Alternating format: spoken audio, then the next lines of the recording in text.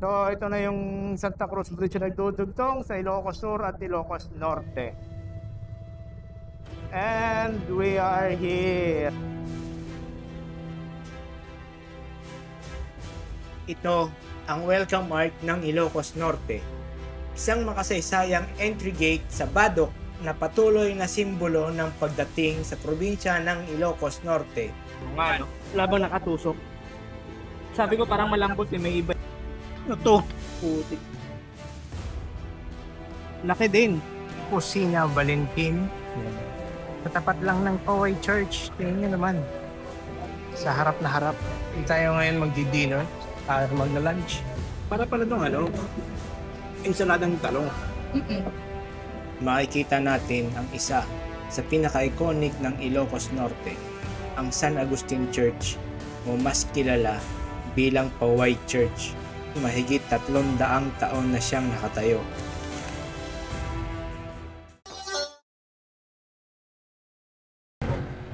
Ito lang kuya. Pagilip. Sir? Oo. Yeah. Apo.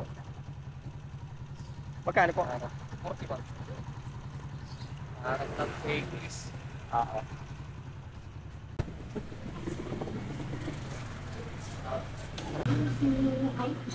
Sige, sige, okay. Okay, hindi ko alam. Sige. Okay. Ako na lang may nakapatid. Saan po pwede order? Ano Isang ba? ano? Isang hibol, isang paksiw, at isang pinuno. Rice diwa. Dalawa? Dalawang rice.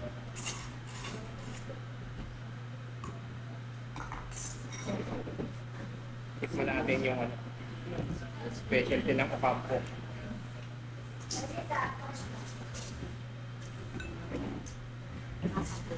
Ah, Sige. ano ba kayo? Paksiw daw. Paksiw pa isa. Paksiw. Tapos isang rice. So, ito yung hibol, no? Ito yung highball. Tapos ito, saan gawa ito? Sa taba? Hindi, mahalo-halo. Ang limpo. Kasi ito, laman loob po ng baka.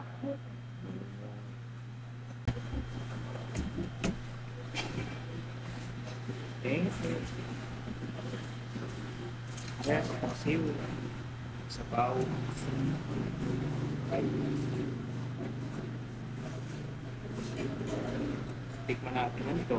Ito yung paksiw. Nakapakaitan din. Hindi yung sinang daw.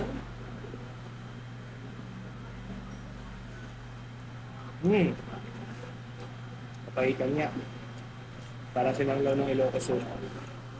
No?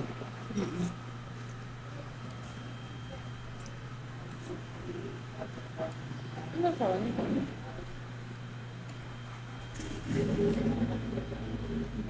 Suka.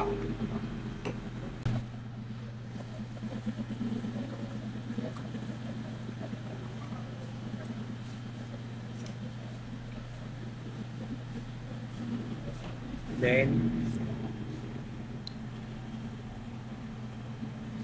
at yung highball. Ay, buwan ba sa ba? Highball. So, highball. Parang mami. Gitna mo dito. Sabi ka sabaw sila? Parang, Ha? parang mami.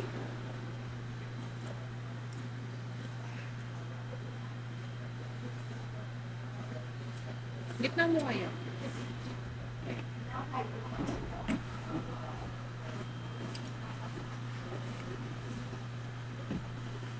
Cards.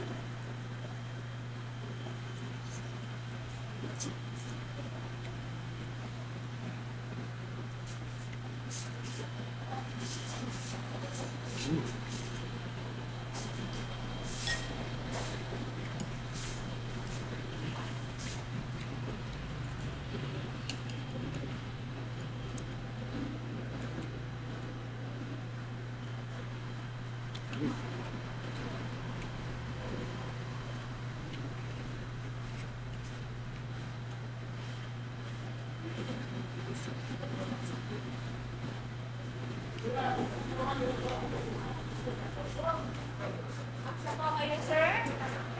Okay na po ito. Okay na yan? Aba, thank you po. Ang lahat. 185 lang. Sulit na yung dalawang rice. Isang highball, isang papaitan, tsaka yung ano yun? Alright, next destination tayo. So dito lang yan sa harap ng Shakey's. Saan tayo pupunta? Sa simbahan ng next natin. Simbahan tayo ng Singing Bell Tower. So from Ocampo, para makapunta ng Singing Bell Tower, 2 minutes walk. Yan. Lapit lang. So pag dinaretso natin at kumanan doon sa dulo, makakarating tayo sa Singing Bell Tower and St. William Cathedral sa Lawag. And after maglakad, ayan na siya. Sa pure gold lang siya tabi. The Sinking Bell Tower. Kaya pa na siya tinawag Sinking Bell Tower dahil talagang lumulubog siya. Gawa ng buhangin yung ilalim. Ito ang Sinking Bell Tower ng Lawag. Isa sa pinakakilalang landmark dito sa Ilocos Norte. Itinayo noong 1612, kaya mahigit 4 na siglo na itong nakatayo. Kung mapapansin ninyo, sobrang tibay ng structure na gawa sa bricks at molasses na pinaghalong limestone at sugar cane. Tinawag na Sinking Bell Tower dahil taon-taon lumulubog ito ng unti-unti sa lupa dahil sa pinong buhangin. Ang tower na ito ay simbolo ng history at faith ng mga Ilocano. Kahit lumulubog na, nananatili pa rin siyang matatag, parang reflection ng resilience ng mga lokal ng Lawag. Medite Espiritu Santo, Pantecmenti Santa Iglesia Católica, Ipanagre-Reinado de Visita Santos, Ipanagpakawan de Visitas Pasos, Itatantunin Panagongan Imag-Iglesia at Nanayon. Amen. Pinapagpupapanan na ang ating na kaliniban-banan, kalalalaan na natin. Ako, pangayrayan, ipamati.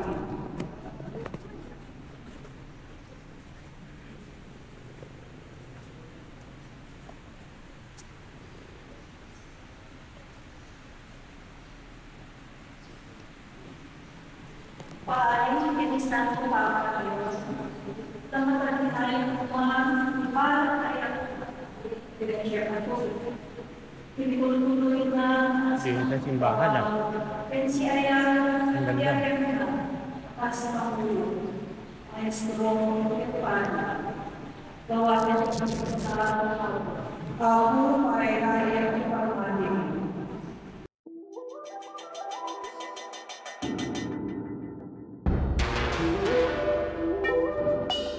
Ito naman ang St. William's Cathedral sa Lawag City, ang pinaka-main church ng Lawag, Ilocos Norte. Itinayo rin ito noong 1612 at ipinangalan kay St. William the Hermit, ang patron saint ng lungsod. Ang estilo nito ay simple pero eleganteng baroque church na nagbigay ng solemn at history the present sa gitna ng Lawag. Katabi lamang ito ng Sinking Bell Tower na nagsisilbing kampanaryo ng simbahan.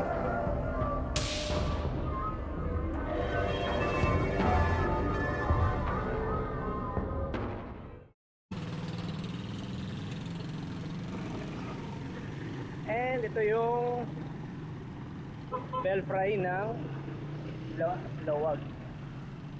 Welcome, Lawag City Church and Bell Tower.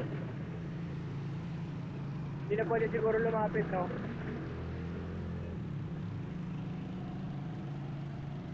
Yan.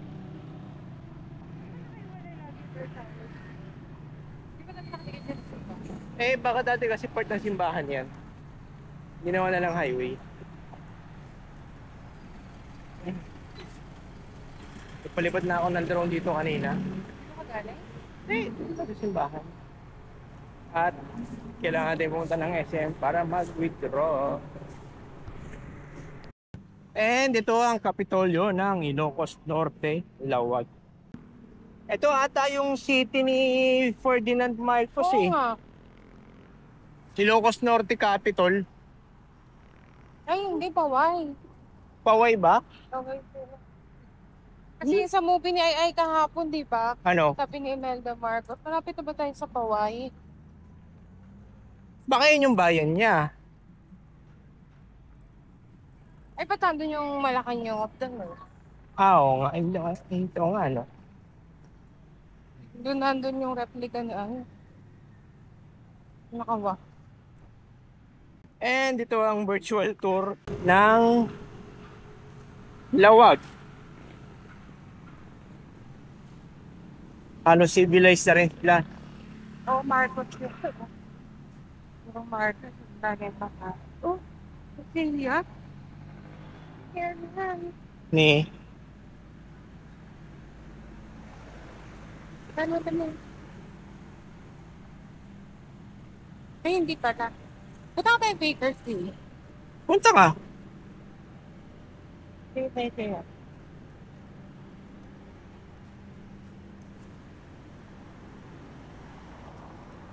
Hiya. Ha? Ano? Kababayan? Hopya. Masa? Ito. Oh, bagnet. Hopya, oh.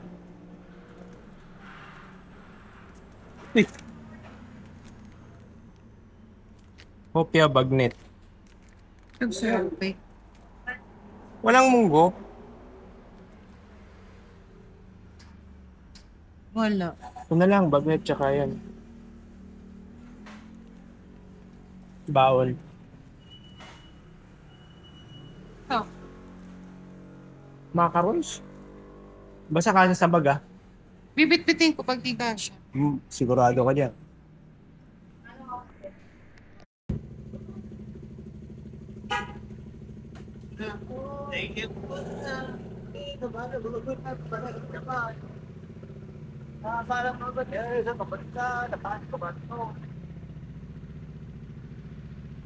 Sa dyan, i-mainit.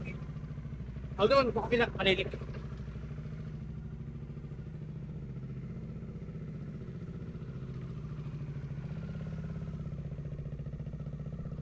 Time check, 8:56 at tayo naka-ready na para umalis. So today is August 10 at ang una nating destinasyon is yung Bacara, Museo de Bacara. Magkano yung accommodation? No entry nga eh.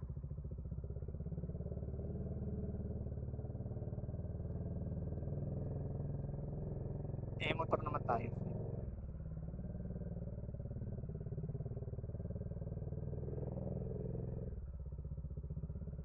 Yung accommodation natin doon is parang 800 to 900 via Agoda. Hindi sponsor yun. Sinabi ko lang doon tayo nag-book para hindi na tayo naghahanap-hanap. At least nakaplano na. Ang kaso lang yung papunta natin ng South Beach, wala tayong booking na kahit na ano. So tiwala naman ako, hindi naman peak season ngayon dahil medyo nag-uulan dito. Hindi na kami nakapaglawag sand dunes. Gawa ng masisira yung plano natin. Kaya inaltin na natin yun. Tsaka na lang ulit pag nakabalik tayo dito.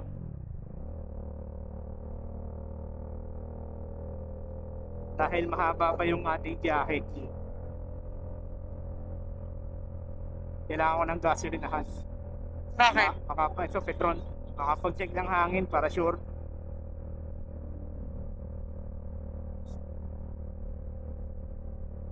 Hindi ko pala na-check yung tire pressure. Ngayon lang. Dahil kahapon ay natusok ang ating gulong. Yung air. Oh, ganda na ito Java Hotel. Ayun. Alright. Check muna natin yung tire pressure. Nakaka 25 kilometers pa lang tayo simula nagpagas tayo kahapon sa Hawaii. Sakit pala sa mata nung ano mo, Lang. pag light mo. Bukas ba?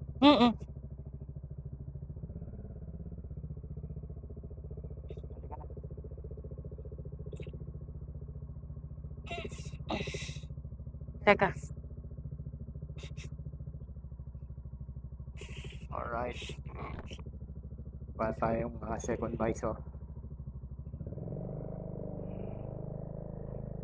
Malapit lang to, 11 kilometers, 11 minutes. 6.6 kilometers simula dito sa Petron. Alright, let's go.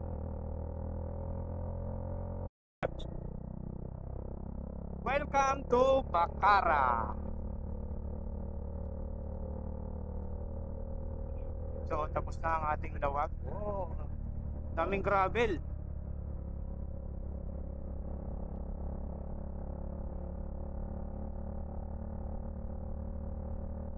Tapos running water. Laki ng ilog. Welcome to historic town of Bacara. Alright. Tayo'y kakaliwa. Welcome to Bacara. Yes. Oh, ganda. So, ito yung Bacara Tower. Ito tinawag na Bacara, no? Alamin natin. Lugar yun. Oo nga, no?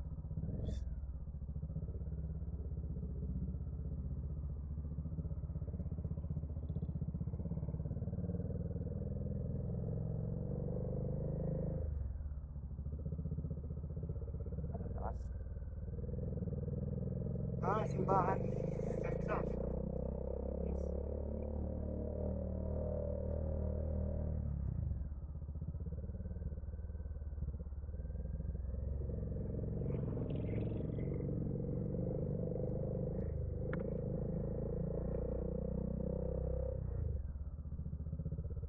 Welcome to the House of God, Bacara, Ilocos Norte.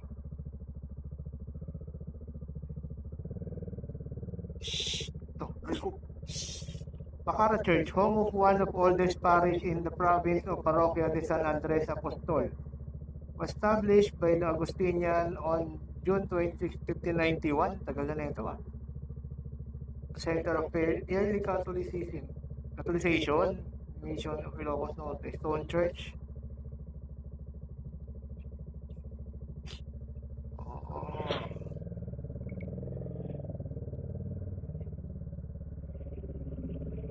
Panibagong simbahan po ang aming napuntahan. Kaya tayo pwede pumasok ito. Ito naman ang St. Andrew the Apostle Parish o mas kilala bilang Bacara Church dito sa Ilocos Norte. Itinayo pa noong 1593 kaya isa ito sa pinakamatandang simbahan sa buong Ilocos. Ang design niya ay Baroque architecture, ibig sabihin ay magarbo, sobrang detalyado at grande ang dating.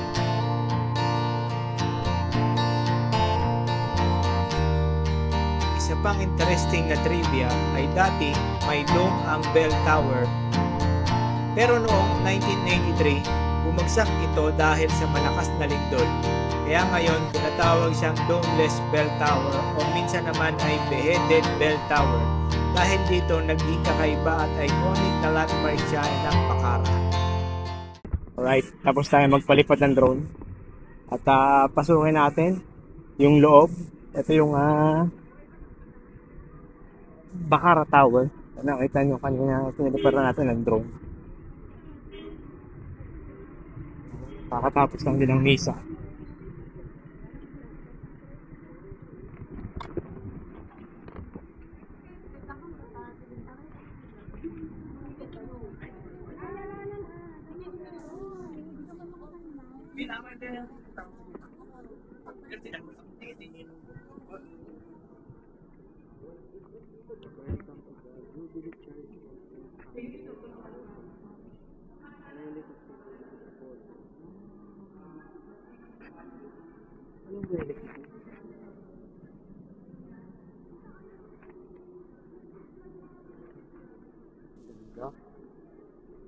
Mukhang kaka-renovate lang din ng simbahan na ito. Kasi modern na yung mga trusses. Ginusto yung original na bakal. Ganda oh. Yung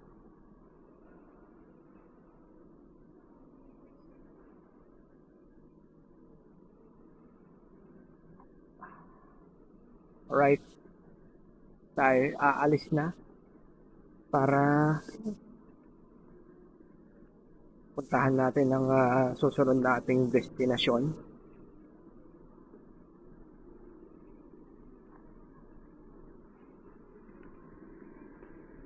St. Andrew the Apostle Parish, Dice, Baka. Alright, time check 9:29. At tapos na tayo dito sa Bacara Church. At ang ating sunod na destinasyon is ano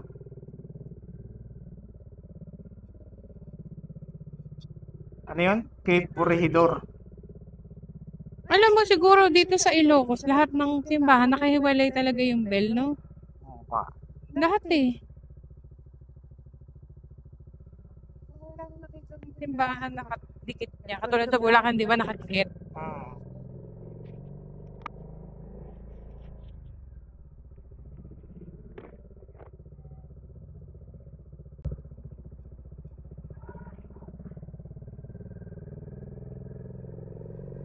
Ganda ng munisipyo nila. Bacara. Yun o. Mas clear. Ganda. Unahan natin para makita natin yung ganda ng view. Wow! Ang ganda ng bundok. Dadaanan kaya natin yan patungong Pagudpud. By the way, this is our day 3. Day 3 no, Mikey? Ng ating North Loop. Muna natin kanina sa breakfast sa Ocampos Food sa City of Lawag.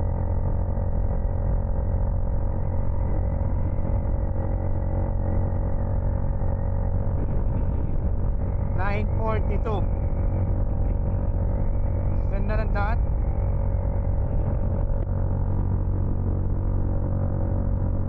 Sobrang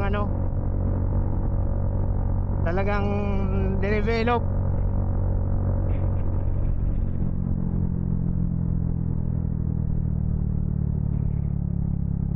Kaya gusto ng Ilocos Norte ang mga Marcos eh. Kasi nakikita nila yung trabaho o yung mga project nila, di ba? Simula pumasok kami ng Ilocos Norte kahapon eh, napakaganda ng daan. Ayun oh. Oh.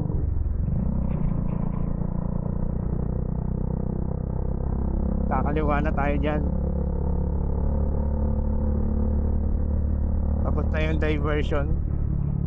Parang medyo nagugutom ako ah. Ako din eh. Pagdating doon sa Cape Corregidor. Salt Refinery. Ang daming asinan dito. Oo nga. Dahil yung kabilang part na to ay sa coastal area na. Kung titingin sa mapa, oh,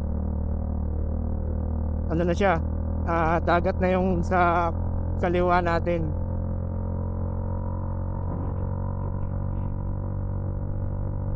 Kaya kanina pa kami nakakita ng ano, nakikita ng mga asin sa kanto. Ayan oh, dagat na yung kabila. Oh, ganda. Ganda ng scenery na yun ah.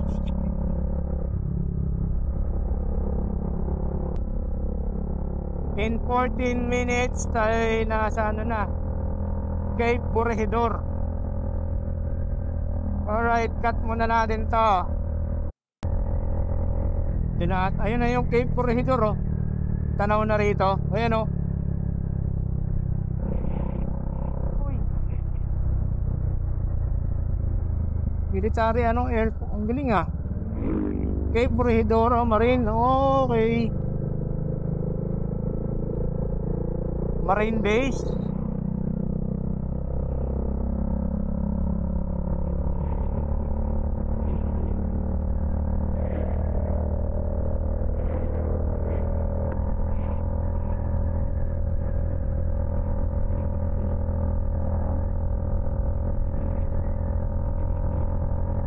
Alright, 5 minutes. Ayun na yung Cape Corregidor. Nakikita ako na. Yun oh, nasa harap. Ayun. So ayun yung Cape Corregidor na isang watchtower na nagbabantay sa West Philippine Sea.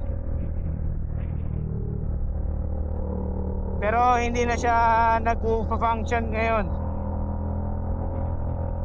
Ginawa na lang isang tourist destination dito sa Ilocos Norte. Way back 2019 na nanggaling na kami dito. Ayun, ang Cape Corregidor. Paliparan na lang natin ang drone. Ayan siya, ang watchtower. Yun o. Tapos kitang kita niya yung baybayin na yan. Ayun po. Pero papasok muna tayo dito mamaya. Ngayon mamaya na yung dagat na nasa harapan natin, nakita natin kanina.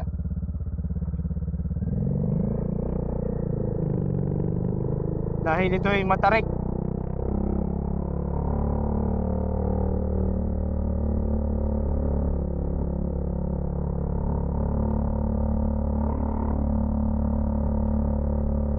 Meron na tayo para hindi tayo bigla-biglang mabibitin.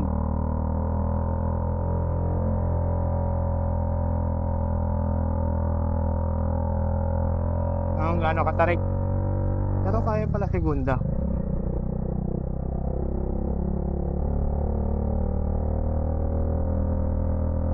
Paikot siya. Ayan o sa mapa.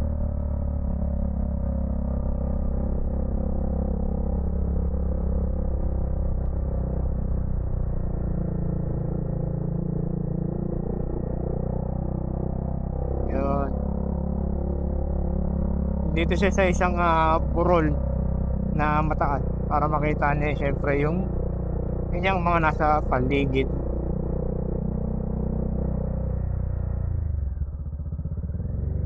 Pwede kayang umakyat sa no entry, heavy vehicle.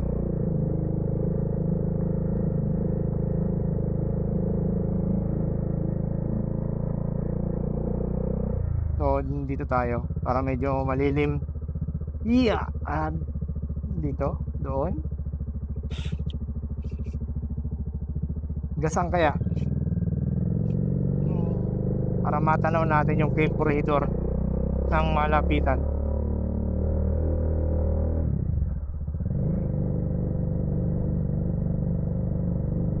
Blowhorn.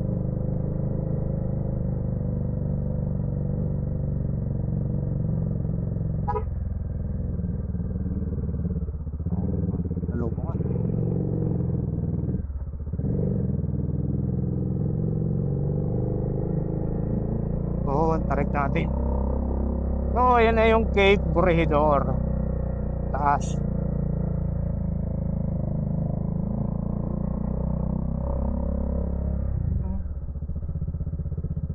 Ganda. Okay. Hindi ko siya dito ang parkingan. Alright. So, yun nga. Dito kami sa Cape Corregidor. At kami nagugutom. Gusto namin kumain. Yung almusal kanina is puro carbs. At nakonfiro sa tikman itong hopya. Habang dito yung view ng Cape Corregidor.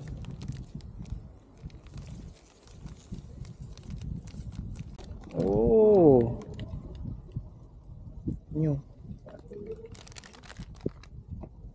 Tapos pag hinati. May bagnet nga sa loob. May slice ng bagnet. Ayun o. Ganyan nga yung ulit ko sa tulong.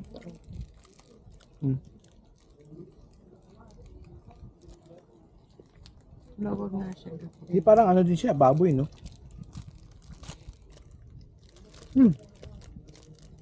Nalutong pa.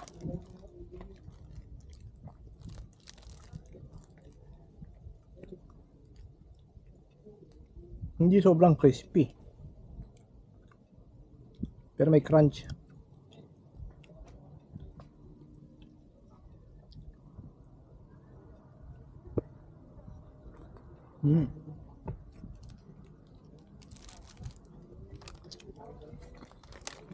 Interesting. Ito naman egg pie ng Baker's Fair. PH? Iba pala yung Saan Baker's yun? Fair. Sa Sa Manila Manila. pala yung Baker's Fair.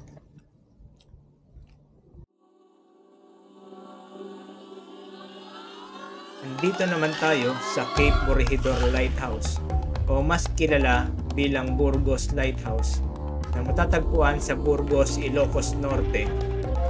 Itinayo pa noong panahon ng mga Kastila, around 1892.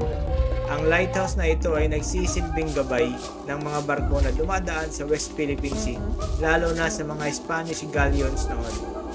Kung mapapansin mo, ang design niya ay Spanish colonial architecture gawa sa bricks at matibay na bato. Dahil nasa mataas na burol, perfect na vantage point ito para makita ang buong coastline. Ngayon, ang Cape Corregidor ay hindi na lamang basta lighthouse. Isa na rin siyang National Historical Landmark at National Cultural Treasure. Isa na itong simbolo ng history at heritage ng Ilocos Norte at patunay kung gaano katibay at kahalaga ang mga itinayo noong panahon ng Kastila.